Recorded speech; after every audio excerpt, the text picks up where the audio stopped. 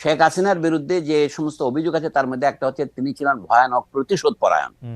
আল্লাহ মালুম সত্য কোনটা আমি জানি না, তবে আমার মনে হয় বাংলাদেশের জনগণ শেখ হাসিনার মতো প্রতিশোধ পরায়ণ নন। শেখ হাসিনার প্রধান সমস্যা হচ্ছে তিনি লেখাপড়া জানতেন না, আমি দুঃখের সাথে বলছি।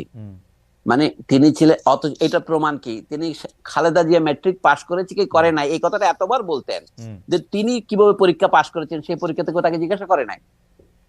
মানে তিনি যেভাবে কথা বলতেন তাতে তার মধ্যে কোনো প্রজ্ঞা আছে এটা মনে হতো না। এটা এই জন্য অ্যাবসলিউটলি, বলছি। এটা অ্যাবসলিউটলি রাইট স্যার, কিন্তু তার আশেপাশে যারা ছিলেন বড় বড় সার্টিফিকেটধারী, কারো কারো পিএইচডিও আছে, দুটো একটা দেড়টা, তারাও তো স্যার একই মানে তাকেই মনে করতেন, মানে মানে আমি জানি না, মানে তাহলে ওইটা কেমনে হলো? তারা তো স্যার একটু পড়ালেখা জানতেন, শিক্ষক, আচ্ছা সাংবাদিক, বুদ্ধিজীবী, এরা আচ্ছা কিরকম? এখন বলেন আচ্ছা ধরেন আমার তাদের কথা বাদ দে, আমার যে বন্ধুরা বলছেন হ্যাঁ। বাংলাদেশে আমরা কি কারো প্রজা, আমাকে প্রজাতন্ত্র বলা হয় কেন? হুম। প্রজা তো কথাটা হচ্ছে ইংরেজি পাবলিক কথাটার অনুবাদ। হুম। রিপাবলিক মানে হচ্ছে থিং অফ দি পাবলিক, হুম। মানে বলে না জনগণের মাল। আক্ষরিক রি মানে হচ্ছে ল্যাটিন কথা রেসের সংক্ষিপ্ত ফর্ম হচ্ছে হুম। আর ই রি। হুম। তো এখন সেইটা আমাদের বন্ধুরা যারা শিক্ষিত, একটা পত্রিকার সম্পাদক, বিশ্ববিদ্যালয়ের অধ্যাপক, অবসরপ্রাপ্ত অধ্যাপক, তারা যদি এটা বোঝে না, তাহলে আপনি শেখ হাসিনার চারপাশে যারা ছিলেন তাদেরকে কি অভিযোগ করবেন? না, ঠিকই আছে স্যার, এই তো ঠিক আমাদের আছে। গরিব দেশের অধ্যাপকরাও দ্বিতীয় শ্রেণীর অধ্যাপক। প্রথম আলো আর ডেইলি স্টার সম্পর্কে যদি একটু বলতেন যে তাদের আসলে। আচ্ছা না আচ্ছা আমি বলি, প্রথম আলোর তে আপনি একসময় কাজ করেছেন, হুম। প্রথম আলো তো আমি কিছুদিন লিখেছি, হুম। কিন্তু গত 16 বছরের প্রথম আলো আমার কোনো লেখা ছাপায় নাই। হুম। কিন্তু আমি প্রতিশোধ পরায়ণ নই। হুম। এই প্রথম আলো এই 1900 না 1900 না কত 2008 সনে আমার শেষ লেখা চেপেছিল। হুম। হুম। 16 বছর পর এই 2024-এ আমার একটা ইন্টারভিউ তারা প্রকাশ করেছে। হুম। আমার কোনো খবরই ছাপতো না, হুম। কিন্তু তারপরেও আমি মনে করি প্রথম আলো হচ্ছে আমাদের দেশের যত পত্রিকা আছে একটা ইনস্টিটিউশন হয়ে দাঁড়িয়েছে। তার বিরুদ্ধে যারা আক্রমণ করছে এটা আমি সমর্থন করি না। তাকে হুম। আমরা সমালোচনা করবো, পত্রিকাকে পত্রিকা আকারে সমালোচনা করবো। সে যে সমস্ত ভুল করেছে সে তো নিজে আত্মসমর্পণ করে বলেছে সেগুলো তারা গত সামরিক সরকারের সময় দুই হুম। নেত্রীকে সরে যেতেই হবে ইত্যাদি লিখেছিলেন, পরে তিনি তার ভুল উপলব্ধি করেছেন। হুম। এখনো তার প্রথম আলো একদম নিখাদ আমি এটা বলছি না, তার হুম। মধ্যে অনেক খাদ আছে। হুম। কিন্তু একটা পত্রিকাকে মানে আক্রমণ করার জন্য তার সামনে গিয়ে গরু জবাই করতে হবে, হুম। এটা আমার মনে হয় সঠিক পন্থা নয়। এক গরু জিনিসটার একটা ঐতিহাসিক প্রতীকী চরিত্র আছে হুম। উপমহাদেশে। হুম। ভারতে কোনো মানুষ গরু কোরবানি করলে অথবা গরুর মাংস ট্রেনে পাওয়া গেলে তাকে পিটিয়ে মারা হচ্ছে, এই হুম। কাহিনীগুলো খবর হয় নাই? হুম। এই সাম্প্রদায়িকতা উস্কানি দেওয়ার মতো একটা প্রতীকী ঘটনা কেন আমরা ঢাকায় ঘটাবো? যারা এই পরামর্শ দিচ্ছেন তারা কি খুব বিবেচনা শক্তির পরিচয় দিচ্ছেন? কিন্তু ঢাকায় তো স্যার গরু জবাই করাটা সাম্প্রদায়িক উস্কানি না, কারণ আমরা তো। নো নো এখানে নয়, সেটা নয়। অর্থাৎ প্রথম আলো এবং ডেইলি স্টার ভারতীয় দালাল। ও, এইটা ডেইলি বোঝানোর জন্য। স্টারকে দিল্লি স্টার বলা যায়, সুতরাং ভারতীয় দালালদের বিরুদ্ধে গিয়ে আমি গরু জবাই ও, করে আচ্ছা। তাকে প্রতীকী যে আপদ করবো, শব্দগুলির মধ্যে তো একটা প্রতীকী তাৎপর্য আছে।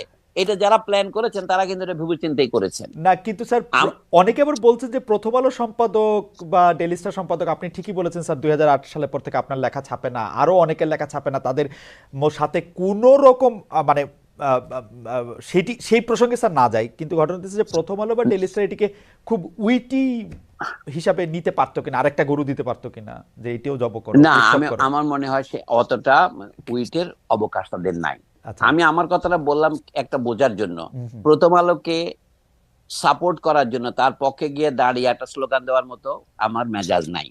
কিন্তু একই সাথে আমি বলবো কি, যেহেতু আমার সাথে প্রথম আলো ভালো ব্যবহার করেনি, লেখক হিসেবে আমাকে সমাজ থেকে একেবারে প্রথম আলো মুছে দিতে চেয়েছিল। হুম। যদি আপনাদের এই টিভি টক শো আর এই ইউটিউব না হতো, হুম। আমি হয়তো বাংলাদেশের থেকে চলে যেতাম, মানসিকভাবে চলে গেছিলাম। তবু আমি মনে করি যে এই প্রতিশোধাত্মক ব্যবহার সঠিক নয়। আমাদের দেখতে হবে আমাদের জাতীয় কল্যাণ। প্রথম আলোতে আমি বহুদিন দেখেছি, আমি শুধু সেই কৃতজ্ঞতার জন্য বলছি না, হুম। প্রথম আলোর মতো একটি ভালো পত্রিকা করেই আপনি প্রথম আলো জবাব দিতে পারেন। আচ্ছা, আচ্ছা। তারা কি আনন্দবাজারের বিরুদ্ধে তারা কোনোদিন কিছু বলেছে? আনন্দবাজার যে সমস্ত খবর প্রকাশ করেছে, তসলিমা নাসরিন বলেছে বাংলাদেশে হিন্দুদের উপর অত্যাচার করা হচ্ছে, লিখেছে তসলিমা নাসরিন। তসলিমা নাসরিন কি আনন্দবাজারে প্রকাশিত হয়েছে হুম। বাংলাদেশে হিন্দুদের উপর অত্যাচার করা হচ্ছে? এই ধরনের সাংবাদিকতা যে আনন্দবাজার করে, প্রথম আলোর প্রধান ত্রুটি হচ্ছে সে আনন্দবাজারকে নকল করে। তা আপনারা প্রথম আলোর বিরুদ্ধে আন্দোলন করছেন, আনন্দবাজারের বিরুদ্ধেও করেন না কেন? আমাদের যে বন্ধুরা প্রথম আলোর বিরুদ্ধে মানে আপনার সোশ্যাল মিডিয়া গরম করছেন, আমি তো আনন্দবাজারের বিরুদ্ধে একটা কথা বলতে তাদের দেখি না। আনন্দবাজার তো স্যার আওতার বাইরে, বিদেশি স্যার, এটা কেমনে বলবো? নো নো, আওতার বিরুদ্ধে না। নিউ ইয়র্ক টাইমসও আওতার বাইরে নয়। এটা বলে এখন, তখন বলে আপনি গ্লোবালাইজেশন। আচ্ছা। আর এখন আপনি কিছু বলবেন না। এই যে fake news, misinformation, disinformation, এটা ভারতীয় শুধুমাত্র রিপাবলিক টিভি করছে না, আনন্দবাজারও তো করছে। করছে অনেকটা সফিস্টিকেটেড, আধুনিক পদ্ধতিতে। আপনার এটা আওতার বাইরে বলবেন, আমি তো আপনার মধ্যে বায়াস আমি আশা করি নাই ভাই। না স্যার, আমি প্রশ্নটা অন্যভাবে করতে চাই স্যার। আমি রিপাবলিক টিভির কথা যখন আপনি বললেন, রিপাবলিক টিভিতে যখনই যা কিছু প্রচারিত হয় এটা দেখেই বোঝা যায় এটা এক্সাজারেটেড। কেউ কোনোদিন, এমনকি ভারতীয় লোকজনেরা রিপাবলিক টিভিকে কখনোই মানে খুব সিরিয়াস হিসাবে নেয় না। আমরা কেন ভারতীয় মিডিয়াকে এত সিরিয়াস ভাবে নিব? বা মানে আচ্ছা নেবেন, আচ্ছা ভারতের হিন্দুস্তান টাইমস অথবা দি হিন্দু, এইগুলি তো আন্তর্জাতিক খ্যাতিসম্পন্ন পত্রিকা, তাই নয় কি? রাইট। তো দি হিন্দুতে কি খবর হয়েছিল? আমাকে তো 3 দিন হিন্দুতে চিফ অ্যাডভাইজার বানিয়ে রেখেছিল। 5ই আগস্ট থেকে 8ই আগস্ট পর্যন্ত, ডক্টর মোহাম্মদ ইউনূস শপথ নেওয়ার আগে পর্যন্ত আমি 3 দিন তো মানে হিন্দুর চোখে চিফ অ্যাডভাইজার ছিল। এই তার মানে বোঝা যাচ্ছে কি নিউজের ভিত্তি কত দুর্বল। কোন রকমের খবর না নিয়ে তারা খবর ছেপে দেয়। যেহেতু হিন্দুতে ছেপেছে, সারা ভারতের বিভিন্ন পত্রিকা অন্যান্য হিন্দি ভাষায়, অহমিয়া ভাষায়, উড়িয়া ভাষায় ছাপা হয়েছে। যা হোক, আমার বক্তব্য হচ্ছে কি, প্রথম আলোকে ডিফেন্ড করা নয়। আমি মনে করি সাংবাদিকতার উপর আক্রমণ করা আমাদের জন্য লাভজনক হবে না। সাংবাদিকতার সমালোচনা করতে হবে সাংবাদিকতা দিয়ে, মিথ্যা খবরের সমালোচনা করতে হবে সত্য খবর দিয়ে। আমি বই ব্যান করার পক্ষে নয়। পত্রিকা এই যে প্রথম আলো ব্যান করতে হবে যারা বলছে, এগুলো হচ্ছে উগ্রতা, এটা সঠিক হবে না। আমি জাতির স্বার্থেই বলছি, প্রথম আলোর স্বার্থে নয়। স্যার ওই প্রসঙ্গটা যখন আসলোই, মানে আপনি হিন্দুর একটা আর্টিকেলের কথা বললেন, যে অনেকেই দেখা গেছে যে অনেকের চাওয়া ছিল যে আপনি সরকারে থাকবেন, অন্তর্বর্তীকালীন সরকারে, আপনার নেতৃত্বে শিক্ষা সংস্কার হোক, সরকারের নিয়োগ প্রক্রিয়া সংস্কার হোক, পিএসসি সংস্কার হোক, বিশ্ববিদ্যালয় সংস্কার হোক। আসলে যতগুলি সংস্কারের ব্যাপারে আপনার কথা যতজন শুনেছে, তারা সবাই চেয়েছিল যে এইগুলির ব্যাপারে আপনার একটা প্রকাশ্য অংশগ্রহণ থাকুক। এটি কি মানে এটি নিয়ে আপনি কিছু বলবেন কিনা, যে জনগণও এটা আসলে খুব জানতে চাচ্ছে, যে আপনি আমাকে অনুষ্ঠান শুরুর আগে বলছিলেন স্যার, অনুষ্ঠান আগে বলছিলেন যে আমি এত এত এত এত ফোনের মধ্যে কি দেখি এটা লোকে বলে। আমি দেখছিলাম যে লোকে কি বলে, লোকের মধ্যে একটা বড় অংশ এটি বলছে যে আপনাকে আসলে সরকারে দেখা গেল না কেন, নিলেন না কেন, থাকলেন না কেন, এরকম একটা প্রশ্ন স্যার। আচ্ছা, এখনকার যে সরকার, এটা হচ্ছে আপদকালীন সরকার, আমরা অন্তর্বর্তীকালীন বলি আর কি, তাই না? এখন এখানে প্রধান ব্যক্তি হচ্ছেন ডক্টর মোহাম্মদ ইউনূস, যার খ্যাতি জাতীয় সীমানার বাইরে ছড়িয়েছে। আপনি যদি বলেন যে আনন্দবাজার সঙ্গে কথা বলা যাবে না যেহেতু এটা আমাদের সীমানার বাইরে, না আমি বলা যাবে না, আমি বলি নাই। আমি বলছি যারা এই আহ্বান জানাচ্ছে তারা হয়তো ভাবতেছে আয়ত্তের বাইরে, কারণ বাজারের তো না। আমি বলছি আর কি, এখন ডক্টর ইউনূস এতগুলি পুরস্কার পেয়েছেন আন্তর্জাতিক ভাবে, শুধু নোবেল পুরস্কার তো নয়, তিনি ম্যাগসেসে পুরস্কার থেকে শুরু করে আমেরিকান কংগ্রেসের গোল্ড মেডাল, প্রেসিডেন্ট মেডাল, তার পুরস্কারের তালিকা করতে গেলে এক জীবন পার হয়ে যাবে। রাইট। তো এইরকম আন্তর্জাতিক খ্যাতি সম্পন্ন একটা লোক এই শূন্যস্থান পূরণ করেছেন। এখন তিনি যখন প্রধান উপদেষ্টা, আমাদের দেশে আপনি জানেন প্রধানমন্ত্রী যেমন তার মন্ত্রীদের নির্বাচন করেন, তিনি তার উপদেষ্টাদের নির্বাচন করবেন, এটা তার এখতিয়ার, তাই না? তো এখন কথা হচ্ছে, জাতির সেবা করার জন্য তিনি যাদেরকে যোগ্য মনে করেছেন তাদের নিয়েছেন, তাতে আমাদের আপত্তি করার কিছু থাকতে পারে না। অ্যাজ অফ রাইট মানুষ কত কিছু আশা করতে পারে, সেটা বড় ব্যাপার নয়। তবে জাতির সেবা করার পথ, এই যে আপনি ডয়েশে বেলে, আপনি ছিলেন ইন্ডিপেন্ডেন্ট টিভিতে, তার আগের কথা বাদ দিলাম, প্রথম আলোতে কাজ করেছেন, সরকারি চাকরি ছেড়েছেন আপনি, এখন আপনি দিকে নিউ ইয়র্কের ঠিকানা একটা প্রাইভেট পত্রিকায় গিয়ে কাজ করছেন।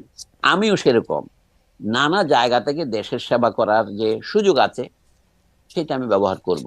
মানে আমি যে জাতীয় সমাজ, যেটাকে অনুবাদ করতে না পারে আমাদের বাঙালিরা, মানে এটাকে সুশীল সমাজ বলে। আমাদের শিক্ষা দীক্ষার যে কত অন্যায় অবনয়ন হয়েছে, তার একটা প্রধান হচ্ছে লোকে সিভিল সোসাইটি অনুবাদ করতে পারে না, পলিটিক্যাল ইকোনমির অনুবাদ করতে পারে না, পলিটিক্যাল ইকোনমি অনুবাদ করে রাজনৈতিক অর্থনীতি। তাতে বোঝা যায় সে নিজে যে আসলে দেউলিয়া, এটাই প্রমাণ করে। বাংলাদেশের বুদ্ধিজীবী সমাজ প্রায় দেউলিয়া, কারণ সবাই দিকে অনুবাদ করে। তৃতীয় হচ্ছে প্রজাতন্ত্র।